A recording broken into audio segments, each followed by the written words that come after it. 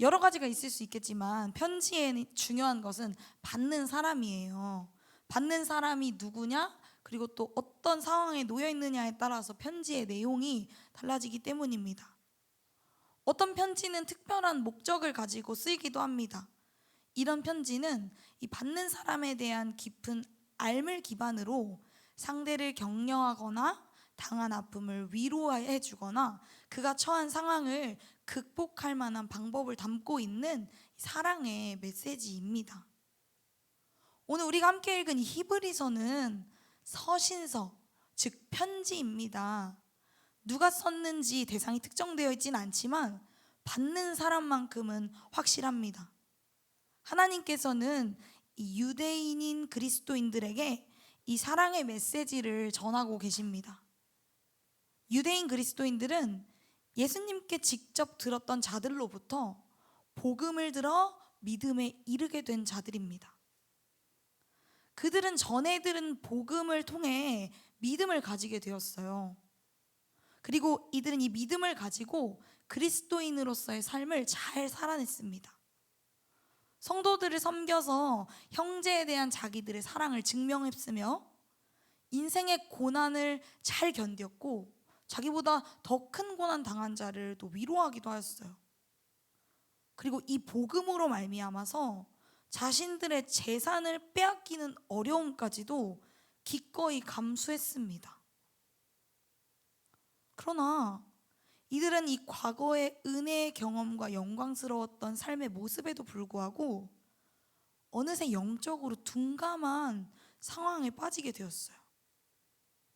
신앙생활을 하면서 분명히 뜨거운 가운데 있었고 그리스도인의 삶을 잘 살았었는데도 불구하고 다시 영적 유아기로 돌아가는 모습을 보였습니다. 이에 히브리서 기자는 이 사랑하는 유대인 그리스도인들을 위해 편지를 쓴 것입니다. 여러분, 그런데 이 유대인 그리스도인들의 모습이 어디서 많이 본 모습 같지 않나요? 복음을 전해 듣고 믿음에 이르게 된 자들, 신앙의 시간 속에서 뜨거웠던 심령을 가졌던 자들, 삶 속에서 말씀을 실천하며 살았던 자들. 그러나 지금 칭찬받아 마땅한 삶을 살았었음에도 불구하고 어느새 영적으로 둔감한 상태에 빠지게 된 자들. 이것이 우리의 모습 같아 보이지는 않나요? 근데 저는 아니긴 해요. 저는 요즘 뜨겁게 불타오르는 중이에요 하시는 분 계신가요? 그렇다면 하나님의 넘치는 은혜 가운데를 거닐고 있음에 감사하시기 바랍니다. 그리고 더 나아가서는 오늘 말씀 속에 유대인 그리스도인들처럼 다시 옛자리로 돌아가지 않을 수 있도록 주의하며 하나님의 은혜를 더욱 구하시길 바랍니다. 그런데 혹시 맞아요, 지금 이 유대인 그리스도인들의 모습이 제 모습입니다 하는 분들 계신가요? 그렇다면 여러분, 오늘 하나님께서 사랑의 음성으로 우리를 부르고 계십니다. 이 선포되어지는 오늘의 말씀이 하나님께서 특별히 나에게 하시는 말씀인 줄을 깨닫는 우리가 되기를 원합니다. 그리하여 이 시간 귀를 활짝 열고 마음을 활짝 열어 겸손하게 말씀을 받아 누리는 우리 공동체가 되기를 원합니다. 오늘 말씀의 이 유대인 그리스도인들은 도대체 어쩌다가 이 영적인 무감각 속에 놓이게 되었을까요? 그들에게도 분명히 뜨거운 때와 칭찬받는 때가 있었는데요. 그들이 이와 같은 이 영적 무감각의 상태 가운데 놓이게 된 이유는 고난에 대한 두려움과 유대교에 대한 미련 때문이었던 것으로 보입니다.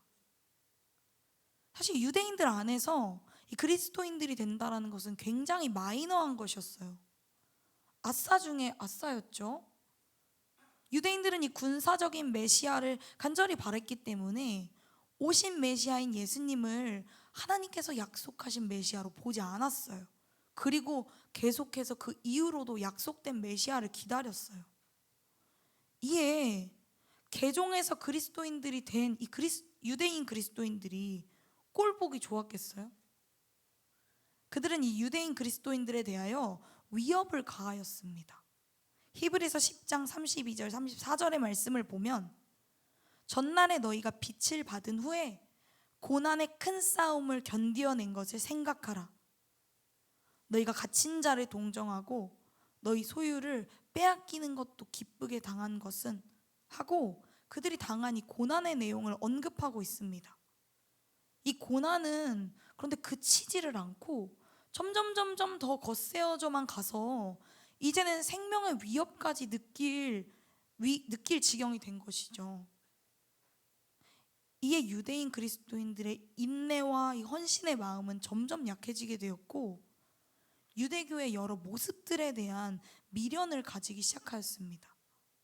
그리하여 그들은 빛을 받고 자유함을 얻은 이 삶에 다시 옛날의 습관들을 채워넣기 시작했어요.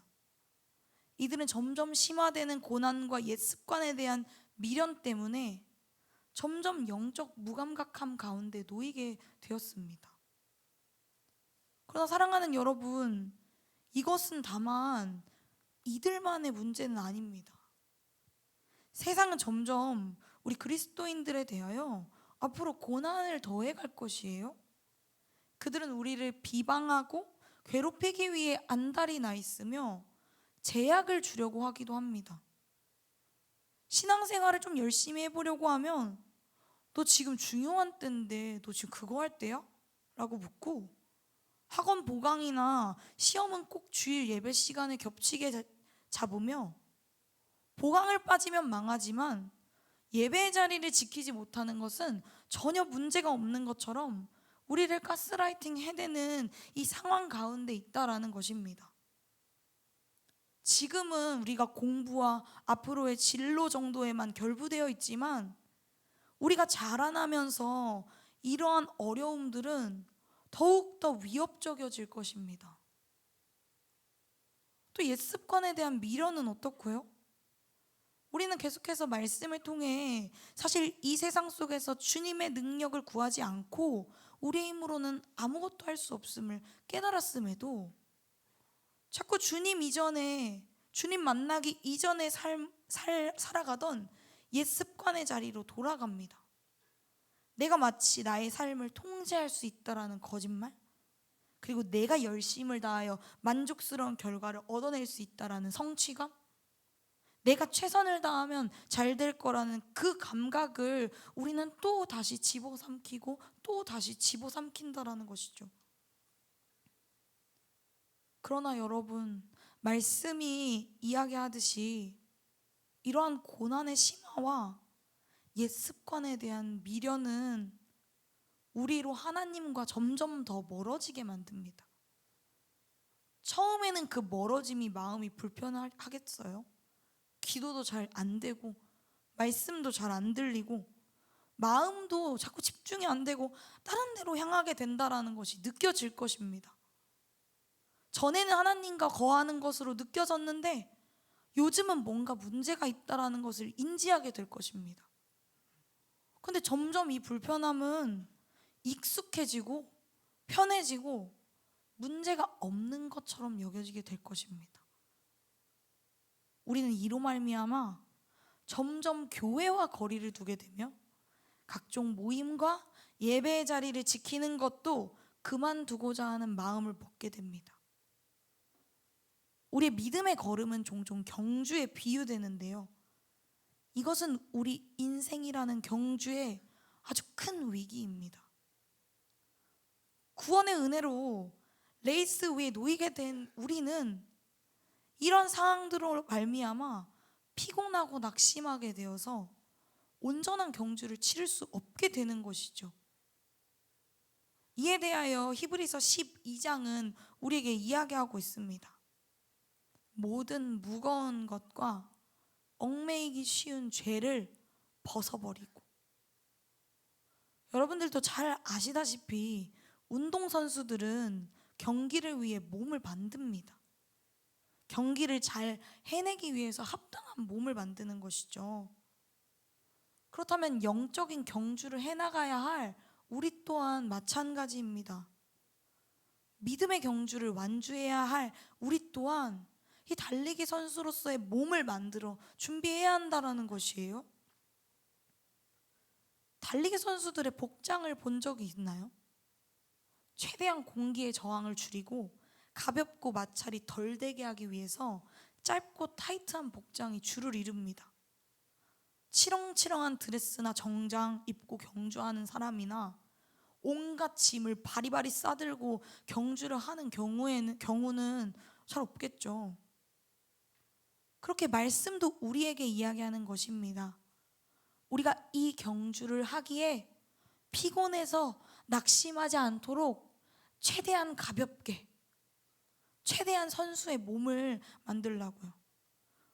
우리가 치러내야 하는 믿음의 경주는 단거리가 아니라 인내로서 해내야 하는 이 장거리의 경주이기 때문입니다. 우리가 달려내야 할 이 인내의 경주는 결코 쉽지 않아요.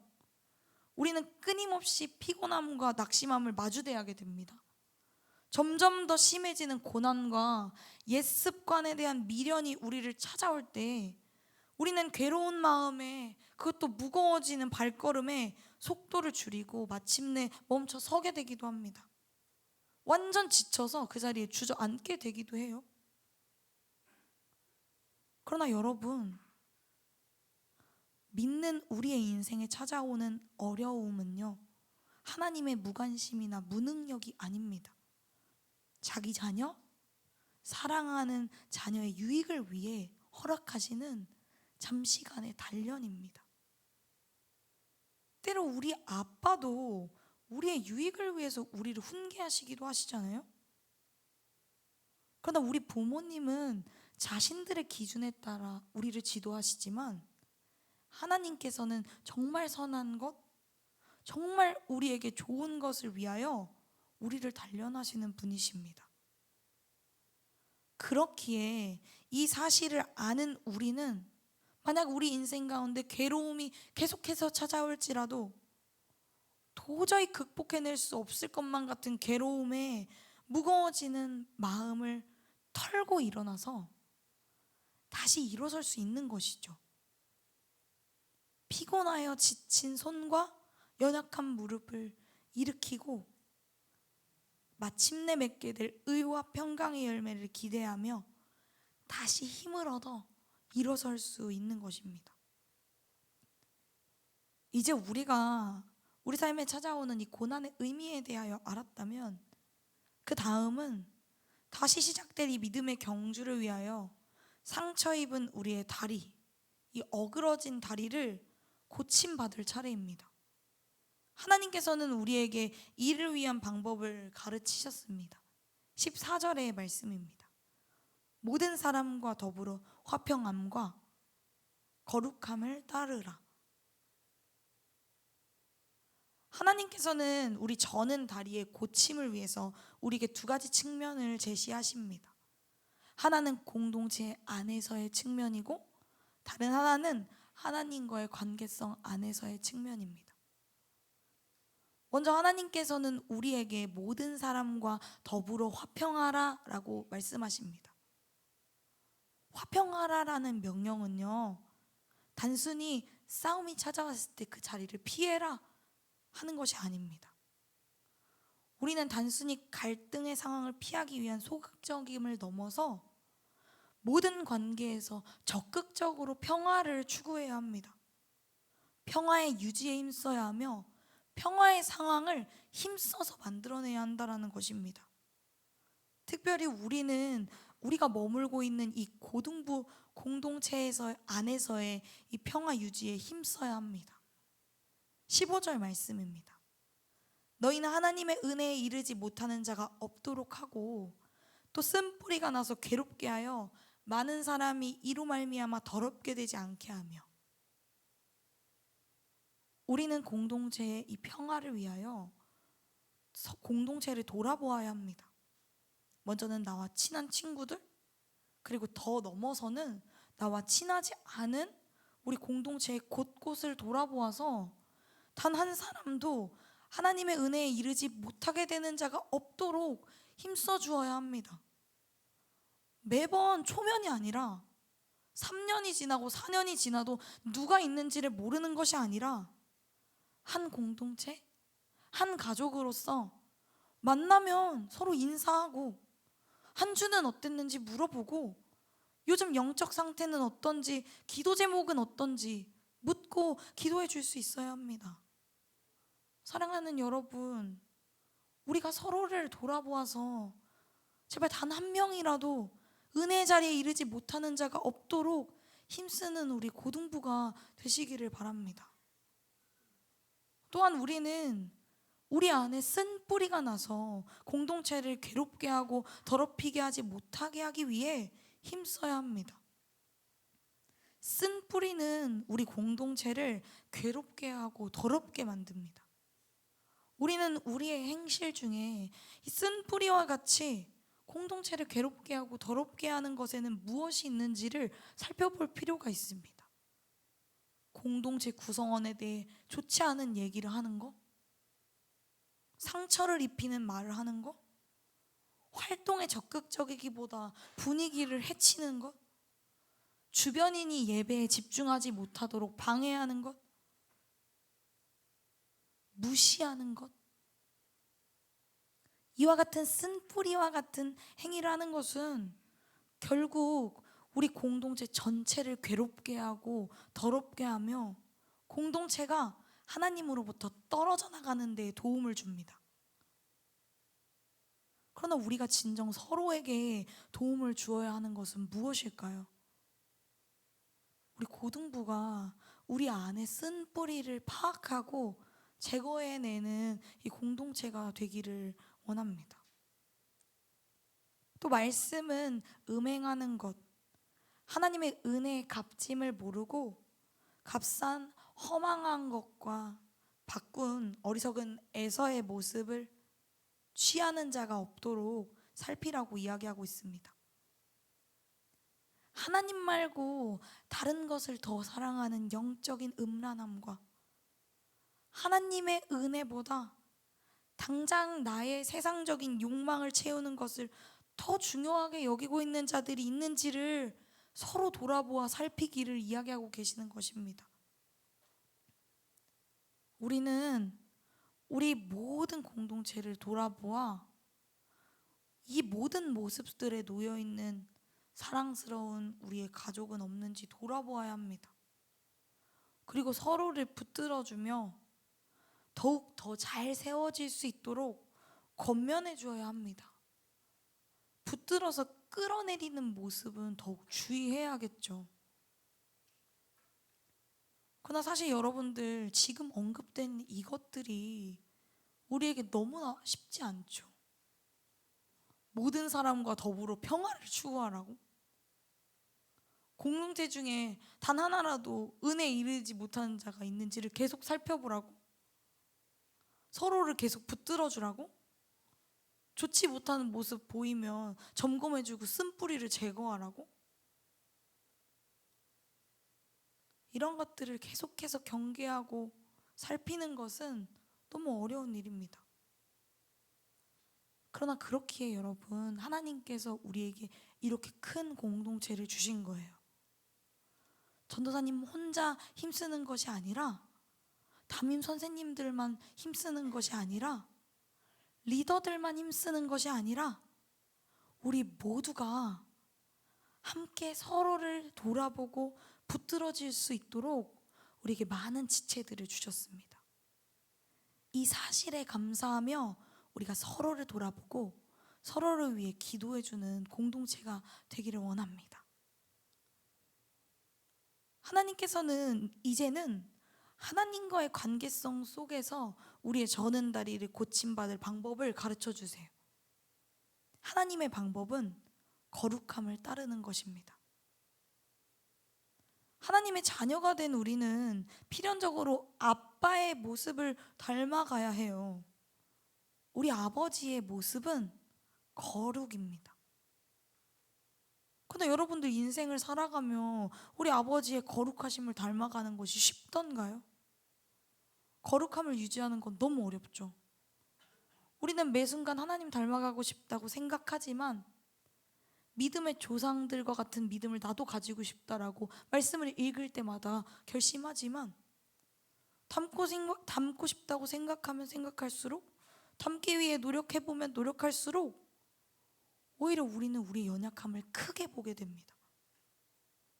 진짜 내 마음을 원하는데 내 육신의 약함을 보게 되고, 속사람으로는 하나님의 법을 즐거워하지만 내 지체 속에 있는 죄의 법이 나를 사로잡는 것을 계속해서 보게 됩니다. 그때 우리는 나는 진짜 아무것도 할 수 없는 사람인가 보다 하고 낙심하고 낭망하게 되죠. 바울은 이렇게 고백하기도 합니다. 오호라, 나는 곤고한 사람이로다. 이 사망의 몸에서 누가 나를 건져내려. 당직이라는 이 교회의 제도가 있습니다. 사건 사고가 없도록 비어있는 교회를 지키는 것이죠. 어제 한 전도사님이 첫 당직을 서게 되셨어요. 그래서 완전 두렵고 떨리는 마음으로 저한테 와서 전사님, 저 내일 당직이에요 라고 하시는 거예요. 전 알고 있었기 때문에 네, 알아요 라고 했습니다. 당직은 그렇게 겁낼 만한 것이 아니었기 때문이에요. 근데 설교를 준비하다 보니까 제가 처음 당직 설 때가 떠오르더라고요. 돌아보니 저도 진짜 많이 긴장하고 엄청 떨어가지고 너무 걱정된 나머지 다른 사역자 한 분이 당직 시간에 저한테 전화를 걸어주셨어요. 그래서 제가 거기다 대고 엄청 발발발발 떨면서 어떡해요 저 CCTV에서 눈을 못 떼겠어요 라고 말했던 기억이 납니다. 그랬던 제가 또 어느새 지난 시간은 잊어버리고 처음부터 담대했던 사람처럼 굴고 있더라고요. 여러분, 사람은 이래요. 분명히 올챙이 적을 지났으니까 개구리가 되었는데 나는 마치 처음부터 개구리였던 것처럼 굽니다.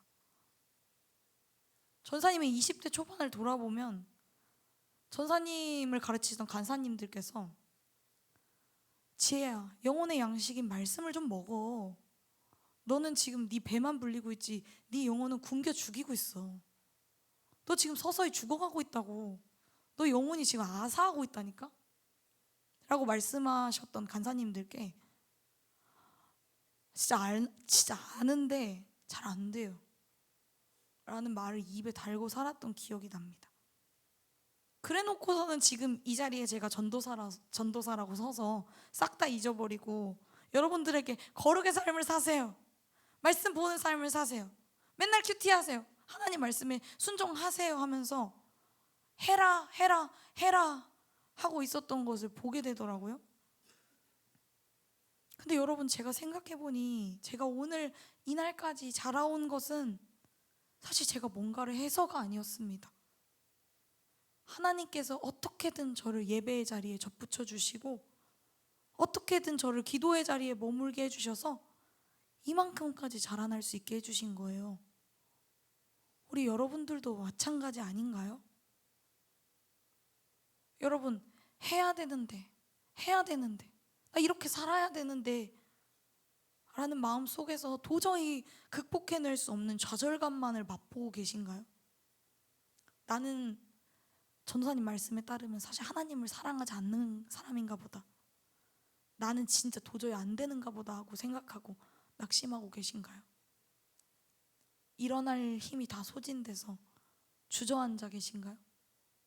이제 도대체 내가 어떻게 해야 이 괴로움에서 벗어날 수 있을까 하고 생각하고 계신가요?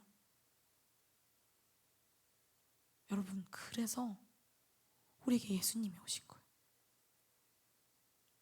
우리로는 아무리 힘써 노력해도 하나님께 닿을 수가 없어서, 우리로는 아무리 힘써 노력해도 하나님과의 교제를 회복할 수가 없어서, 아무리 노력해도 하나님을 기쁘시게 할 만한 것이 우리 안에 단 한 가지도 없어서, 그래서 예수님이 오신 거예요. 예수님께서 친히 우리에게 오셔서 이 모든 문제를 해결하셨습니다. 모든 괴로움, 눈물, 고통, 아픔 다 경험하시고 우리에 앞서서 모든 것을 다 이뤄내시고 그 발자취만 따라오라고 말씀하십니다. 그러고도 혹시나 우리가 여전히 약하여 쓰러질까 봐 성령님을 우리 가운데 보내셔서 도우시고 지금도 하나님 우편에 앉아 계셔서 여전히 우리를 위하여 계속 기도하시며 우리와 하나님을 이어주고 계십니다. 그렇기에 여러분, 우리가 힘쓸 수 있는 것입니다. 이미 우리를 거룩하게 하셨기 때문에, 이미 구별하여 하나님의 자녀로 삼아 주셨기 때문에 우리는 하나님 아버지를 닮아갈 수 있는 것입니다. 그러니 여러분, 피곤해서 낙심하지 않기 위해서 주어진 경주를 위해 이 저는 다리를 고침받기 위해서 예수님을 바라보는 우리 여러분들 되시기를 바랍니다. 예수님을 생각하세요. 예수님 앞에 나아가세요.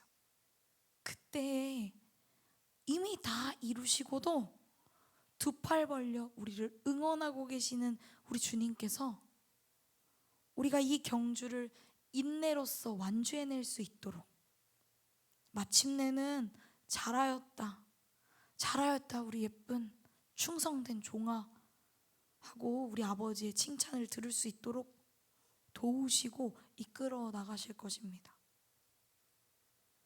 우리 사랑하는 여러분, 오늘은 종려 주일입니다.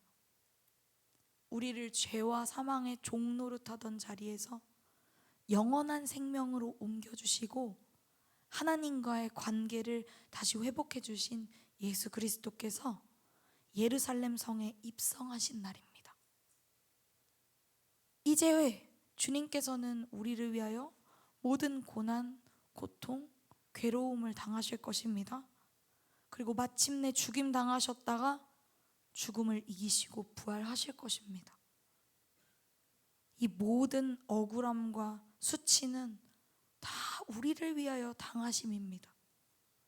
그분이 당하신 이 억울함과 수치 때문에 우리는 자유를 얻었습니다. 예수 그리스도를 바라보는 우리가 되기를 간절히 바랍니다. 그렇다면 우리는 예수님을 어떻게 바라보면 좋을까요? 우리는 예배의 자리를 통해서 예수님을 바라볼 수 있습니다. 우리는 기도의 자리와 말씀을 읽는 자리를 통해서 예수님을 바라볼 수 있습니다. 이를 위하여 여러분들에게 우리 시간의 11조를 한번 도전해 보도록 하겠습니다. 하루 24시간에 10분의 1, 24분, 좀 더 보태서 하루 30분씩만 우리 예수님을 바라보는 시간을 가져보시기를 바랍니다. 우리가 이렇듯 매일 예수 그리스도를 바라보며 나아갈 때에 하나님께서는 마침내 우리의 영적인 무감각을 고쳐내실 것이고 우리의 저는 다리를 고치셔서 반드시 우리가 우리 앞에 이 경주를 끝낼 수 있게 하실 것입니다. 앞에 준비되어 있는 아름답고 영화로운 상급을 받게 하실 것입니다. 우리가 함께하고 있는 이 모든 공동체 구성원들과 다 함께해요. 이것만큼 큰 축복이 어디 있겠어요? 사랑하는 고등부 공동체 여러분, 말씀을 맺겠습니다. 우리 공동체가 예수 그리스도를 바라보아 예수님으로 가득 채워지는 공동체 되시기를 간절히 소망합니다. 거룩의 모습으로 충만하여져서 우리 안에 쓴뿌리와 세상의 정욕을 제거할 수 있는 공동체가 되기를 간절히 소망합니다. 또한 서로를 돌아보고 붙들어 주어 우리 모든 고등부가 다 함께 하나님의 은혜에 이르는 무엇보다 큰 복을 누리게 되는 은혜가 있기를 예수 그리스도의 이름으로 간절히 소망합니다.